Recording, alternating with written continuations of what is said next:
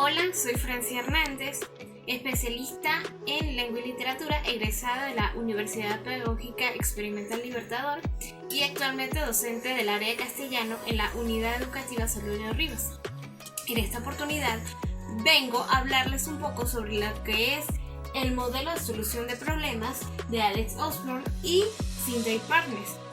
Les voy a mostrar cómo este modelo de solución se puede poner en práctica dentro de nuestras aulas con un ejemplo muy claro de mi práctica educativa. Vamos a ver cómo lo podemos realizar. El modelo de solución de Osborne y Partners nos muestra 6 pasos.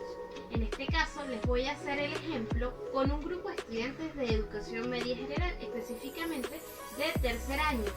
Y el primer paso sería la búsqueda del caos. Ellos nos hablan que aquí debemos observar el panorama, ver cuáles son los puntos que nos provocan insatisfacción para luego buscar el área específica sobre lo que vamos a actuar. Vamos a ver en qué área la vamos a trabajar.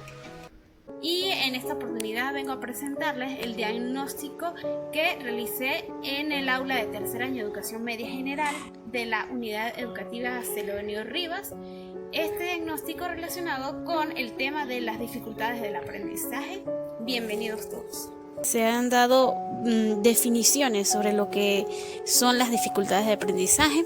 En este caso, pues yo cito a Romero y Serván en 2005, quienes definen las dificultades de aprendizaje como aquellas que se refieren a un grupo de problemas agrupados bajo las denominaciones de problemas escolares, bajo rendimiento escolar, dificultades específicas de aprendizaje, trastorno por déficit de atención o hiperactividad y discapacidad intelectual límite.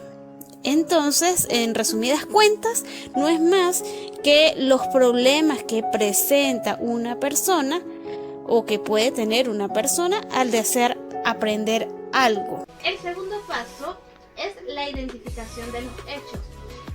Partners y Osborne nos recomiendan revisar información relevante acerca de esa problemática que nosotros queremos trabajar, y esto más adelante nos ayudará a establecer el objetivo. Tomando en consideración lo antes expuesto, pues les presento ahora el diagnóstico realizado en el aula de tercer año de educación media general en la Unidad Educativa Celedonio Rivas, donde me desempeño como docente en el área de castellano. Esta aula está conformada por 8 estudiantes, de los cuales 5 son hembras y 3 son varones, con edades comprendidas entre 14 y 15 años de edad. La mayoría convive con sus padres y hermanos, algunos con sus abuelos y tíos. El grado de instrucción de los padres es en la gran mayoría pues educación primaria, es decir, hasta sexto grado, y un estudiante que su mamá es graduada en educación superior, es docente. En este sentido pues se realiza un diagnóstico dependiendo del área en el que me desempeño, en este caso en el área de castellano, y se puede visualizar una dificultad del aprendizaje generalizada que está relacionada con las dificultades específicas de aprendizaje, en este caso en la adquisición de la comprensión lectora.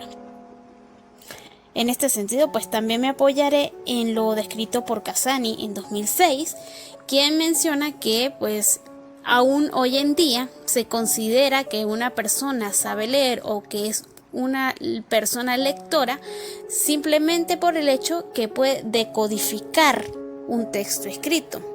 Sin embargo, es mismo Casani quien dice que leer no es solamente pasar la vista y decodificar lo escrito, sino más bien comprender e interpretar el texto, es decir, darle voz a las palabras calladas, a las letras calladas. Para el tercer paso de este modelo de solución debemos tener claro cuál es el problema. Entonces ya tendríamos que definir el problema, cuál es y qué relevancia tiene dentro del contexto en el que lo vamos a solucionar, en este caso en nuestro contexto educativo. Siguiendo en este orden de ideas y apoyándome en Casani, pues les puedo mencionar algunas de las causas que provoca la deficiencia de la comprensión lectora. Una de ellas pues es la decodificación, que es lo primero que se hace, y es decodificar las letras en sonido, es decir, como un niño, en este caso, que son los primeros indicios de lectura, combina las letras para volverlas sonido y posteriormente palabras. El segundo sería escasez de vocabulario. Recordemos que siempre se recomienda la lectura para ir adquiriendo mejor vocabulario.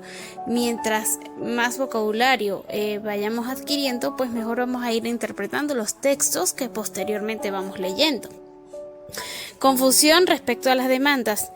Esto tiene que ver con ¿qué debe el estudiante, en este caso, extraer del texto? ¿Qué es lo más importante? Y eso tiene que ver con el procesamiento del nivel léxico, que está relacionado con el significado de las palabras. Muchas veces leemos un texto y vemos palabras desconocidas, pero no nos detenemos a mirar cuál es el significado de esa palabra o qué significado tiene en ese contexto en el que se está utilizando. Procesamiento del nivel sintáctico sería las relaciones palabra-oración, que es lo que mayormente llamamos la coherencia, cohesión, y posteriormente el procesamiento del nivel semántico, que es oración a oración, es decir, hilar una oración con otra oración y conformar párrafos de manera coherente, y el estudiante que la pueda interpretar de esa manera. Otra sería la escasez de conocimientos previos. Recordemos que mientras más leemos, más podemos adquirir conocimientos, y también el hecho de que tengamos contacto con el contexto, con el ambiente, con otras personas, pues eso nos va a dar a nosotros conocimientos previos que vamos a poder relacionar en el momento de leer un texto sobre un tema cualquiera.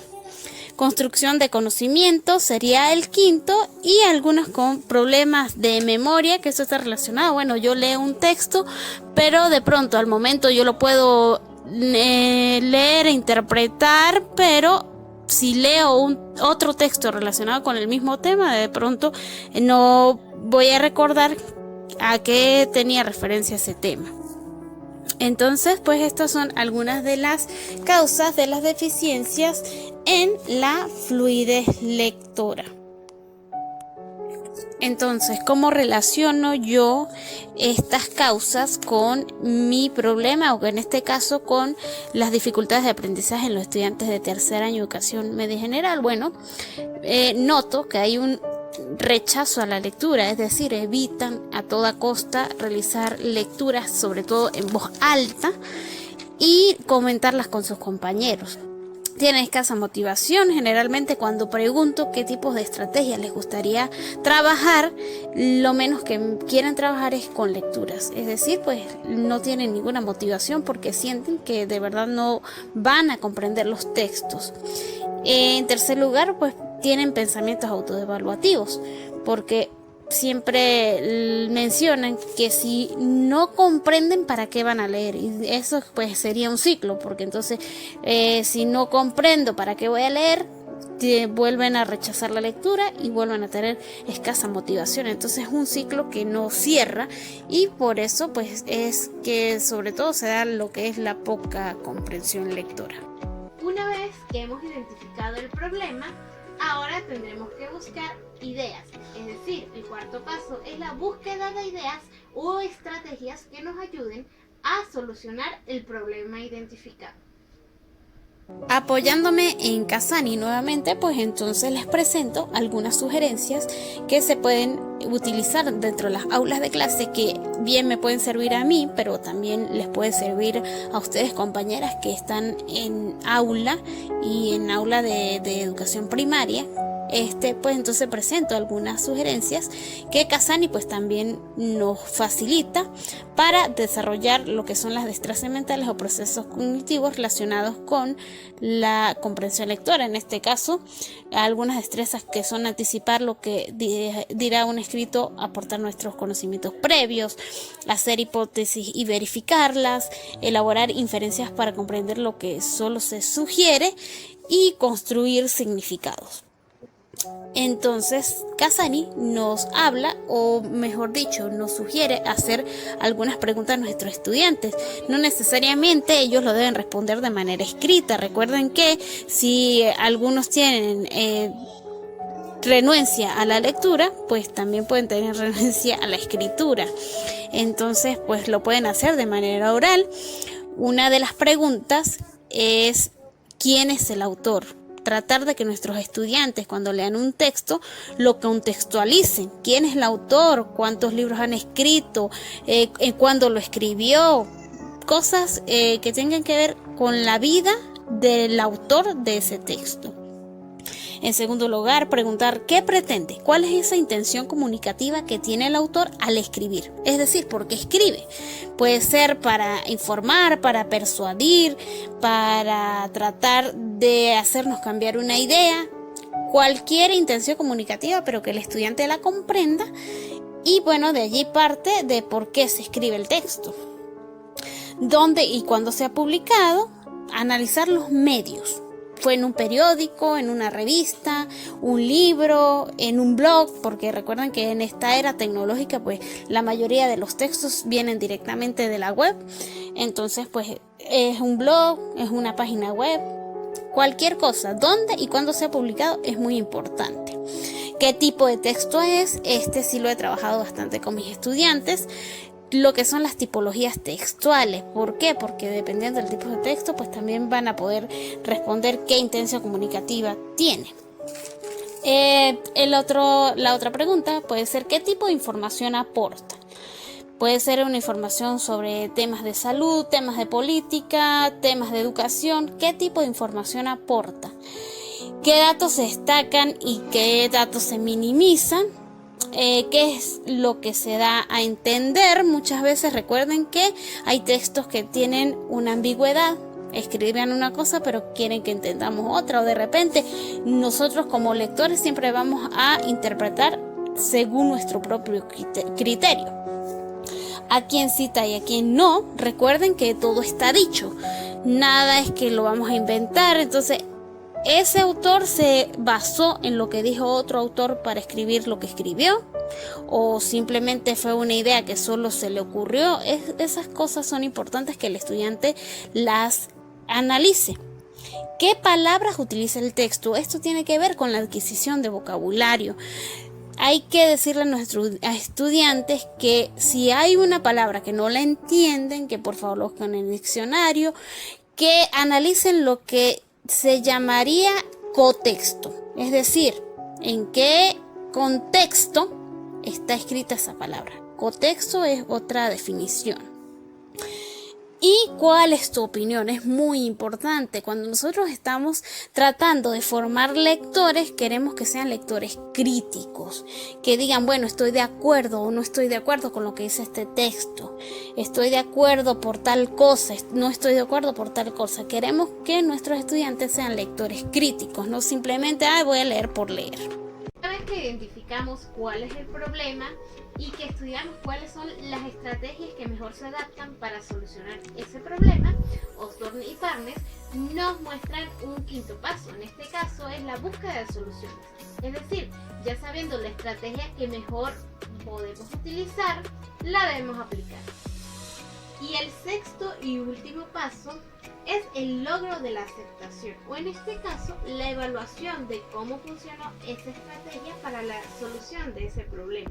Sabremos si fue viable o no, si tuvo buenos resultados o tuvo malos resultados, y podemos hacer una evaluación de cómo funcionó ante el contexto en la que la aplicamos. Bueno, compañeras, profesor, esta fue toda mi presentación. Espero que les haya gustado y que sea de ayuda para su práctica educativa. Y será hasta una próxima oportunidad. Feliz día para todos.